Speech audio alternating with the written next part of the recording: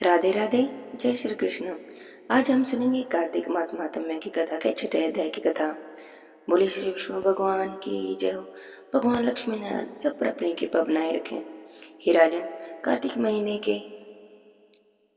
के महीने में जो भी विष्णु भक्त पुरुष प्रातःकाल स्नान करके पवित्र हो कोमल तुलसी दल से भगवान दामोदर की पूजा करते हैं, वे निश्चय ही मोक्ष को प्राप्त करते हैं।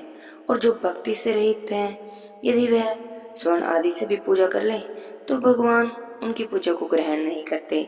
सभी वर्णों के लिए भक्ति सबसे उत्कृष्ट मानी गई है। भक्तिहीन कर्म भगवान विष्णु को प्रसन्न करने वाला नहीं होता।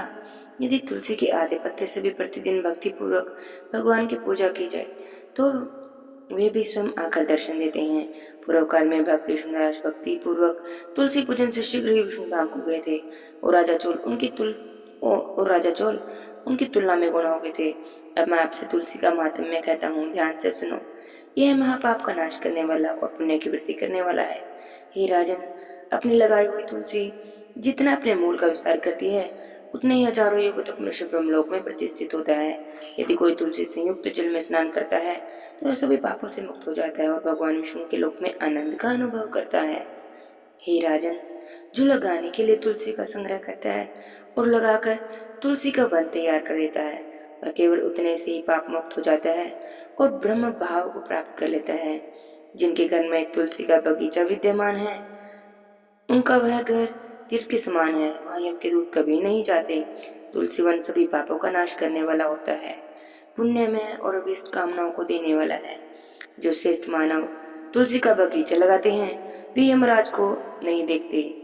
जो भी मनुष्य तुलसी माला को धारण करते हैं कोई भी पाप उनका स्पर्श नहीं कर सकता। यदि तुलसी वन की छाया होती है वहीं पितरों की तृप्ति के लिए श्राद्ध करना चाहिए। जिसके मुख में, कान में और मस्तक पर तुलसी का पत्ता दिखाई देता है उनके ऊपर यमराज दृष्टि नहीं डाल सकते।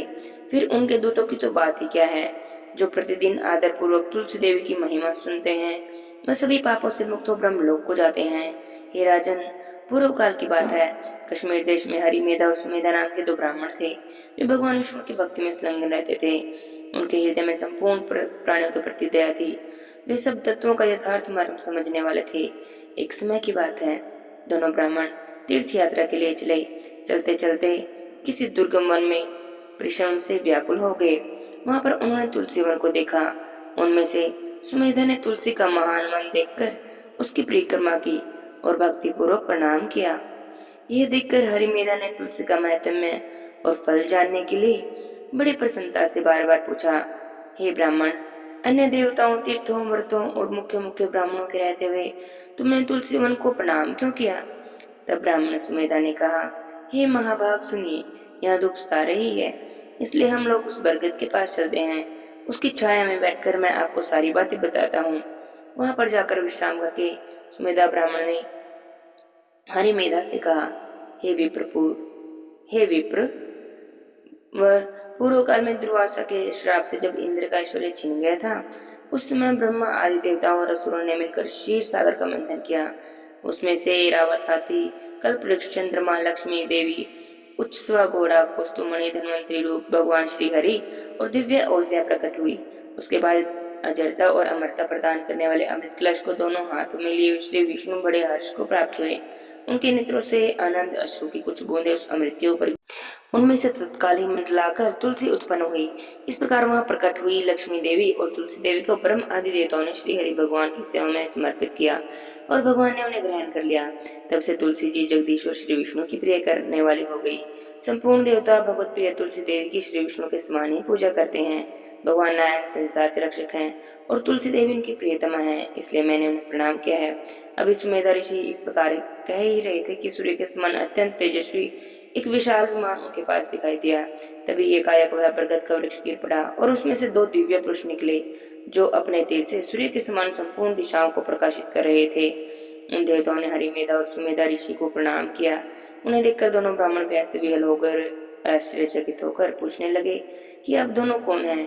देवताओं के समान आप सर्व मंगलमय स्वरूप हैं। आप नूतन मंदार की माला धारण किए कोई देवता समान प्रतीत होते हैं। उन दोनों के इस प्रकार पूछने पर वृक्ष से निकले हुए पुरुष ने कहा, हे ऋषियों, आप दोनों ही हमारे माता पिता और गुरु हैं। बंधु आदि भी आप ही हैं। इतना कहकर उनमें से जो बड़ा था वह कहने लगा, मेरा नाम आस्तिक है, मैं देवलोक का निवासी हूँ। एक दिन मैं नंदनवन में एक पर्वत पर क्रीड़ा करने गया। वहां देवांगनाओं ने मेरे साथ इच्छा अनुसार विहार किया। उस समय युवतियों के मोती और बेला के हार तपस्या करते हुए लोमश मुनि के ऊपर गिर पड़े। ये सब देखकर मुनियों को बड़ा क्रोध आया। उन्होंने सोचा, स्त्रियां तो स्वतंत्र होती हैं, अतः यह उनका अपराध नहीं हो सकता।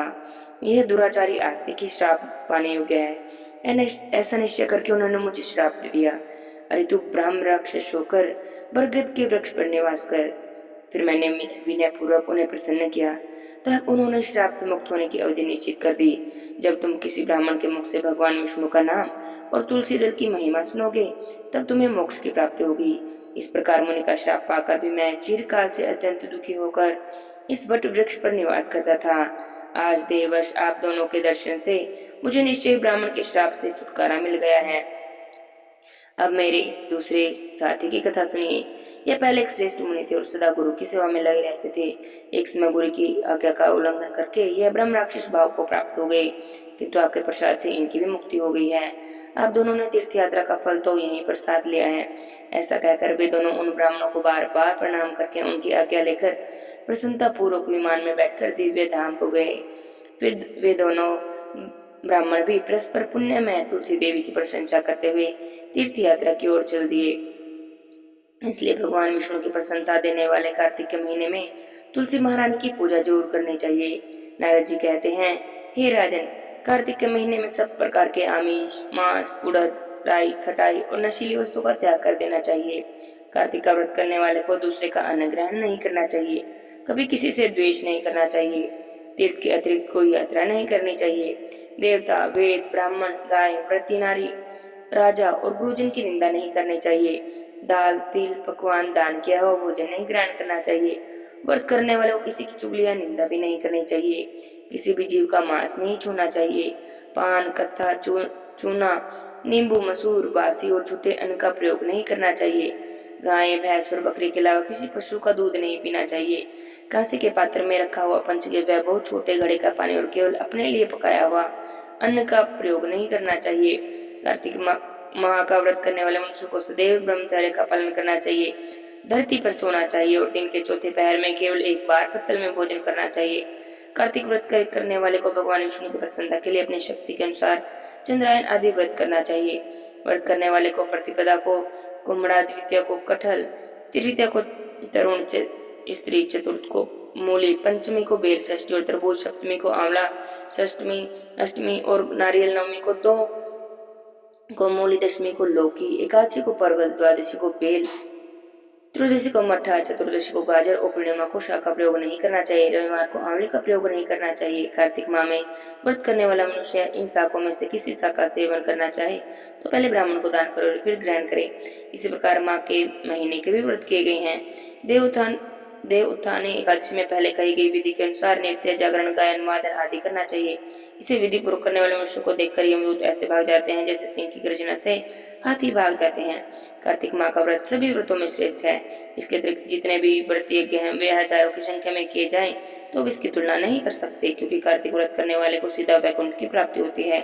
जिस प्रकार राजा की रक्षा उसके अंग रक्षक करते हैं, उसी प्रकार कार्तिक का व्रत करने वाले की रक्षा भगवान विष्णु की आज्ञा से इंद्र आदि देवता करते हैं।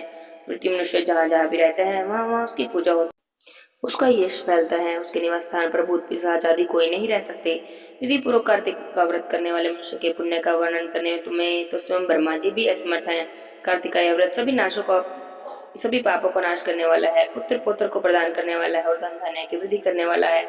नारद जी ने राजा पृथु से आगे क्या कहा, इसका वर्णन हम 7वें अध्याय में सुनेंगे। आज के अध्याय की कथा को यहीं पर विराम करते हैं। बोले कार्तिक महाराज की जय हो, विष्णु लक्ष्मी भगवान की जय हो।